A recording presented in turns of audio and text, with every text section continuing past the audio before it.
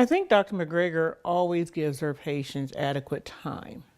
For somebody like me who likes to move the clinic and stay on time, she's the one that, what we always called her, the chief commander. If she had to spend an hour with one patient and it would back her up, she'd be backed up, but that next patient would get just as much time.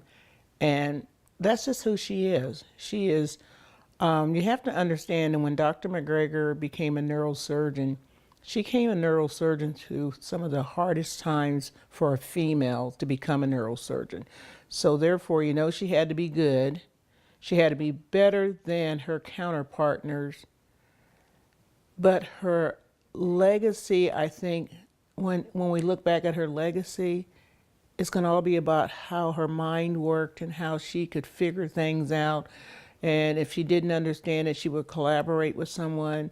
She would go to the neuroradiologist and review films, you know, and know exactly what she was talking about. She sometimes, in the midst of a surgery, she would break scrub and go and take the specimen to the lab and review that specimen herself with the lab technician or the lab doctor doing this to make sure she knew where she got it from, she knew where she was looking for, and she would come back. I mean, and she was great.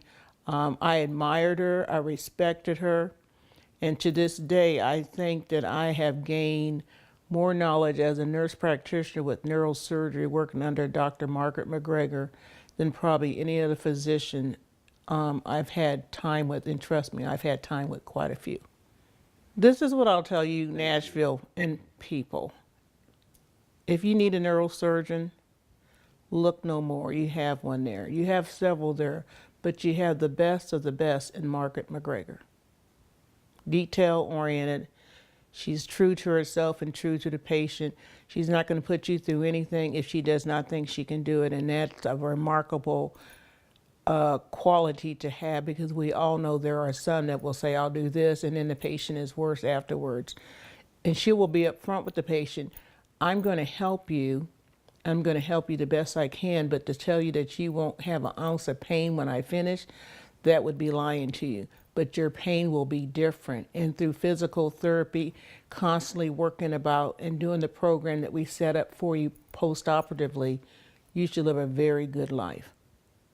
And for me, if I need to have it done, I need to have some back surgery done, some major cranial surgery, Lord, let it be going through Nashville area.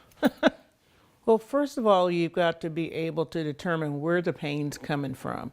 Is it truly neurological pain? Is it bone pain? Is it some scar tissue that's, you know, impeding on the nerve itself that could be causing this problem? And that's what she was good at. She could show you on your MRIs why you were having the pain you were having, why you were feeling the way you were feeling. And like I said, her favorite words, people just don't make this stuff up, is at the top of her game. She's very good. She's very detailed. She prides herself on knowing what she has to do, how far she can go. You know, there's a lot of times you can do a surgical procedure and you got to know how far to go, how much to take off of the bone, how much to pull back, so that that person doesn't 3 or 4 years later come back and say, all of a sudden my back is hurting, I've collapsed. She was very good at that. Very good. And I like that about her, that she knew when to start, when to stop, and how far to go. 95% of Dr. MacGregor's patients went home the same day of surgery. And some of them would, you know, we would medicate them, give them adequate pain medication and instructions, which I gave to them myself. But they went home the day after surgery. She always felt that people would sleep better in their own home, and they seem to recover better in their home. It's not to say that they didn't have post-op pain. You're all going to have post-op pain. But that type of pain when you have in the hospital and that type of pain when you have in your own home is much different.